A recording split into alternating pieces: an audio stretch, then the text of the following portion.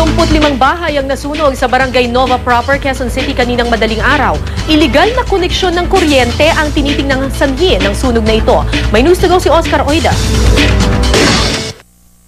Buong tapang na hinarap ng mga taga-pamatay sunog ang nangangalit na apoy na lumalamon sa hilera ng mga townhouse sa Asmin Street, Ramirez Subdivision, Barangay Nova Proper, Quezon City, pasado 2:00 madaling araw. Ilan sa mga bumbero, dinedma na ang panganib. Makit lang ang mga bakod para mabomba ng malapitan ang nasusunog na mga bahay.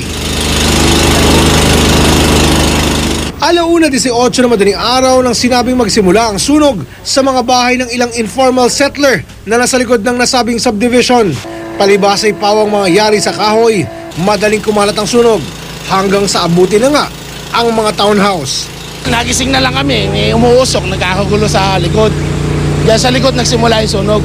Sa lakas ng apoy, mabilis na itinaas sa Task Force Alpha ang alarma. Naging pahirapan naman ang pagsuot sa sentro ng sunog, bunsod na mga masisikip na kalsada. Dahil nga po yung sikip ng daan, medyo nahirapan kami rito, kaya nga tinaas kaagad yung alarma para sa ganun marami yung pupunta. 2:55 nang ganap na maapula ang sunog. Wala naman nasaktan sa insidente, bagamat nasa 35 bahay o mahigit 100 pamilya ang apektado ng insidente. Base inisyal na pagsiyasat, posibleng iligal na koneksyon ng kuryente ang sanhi ng sunog.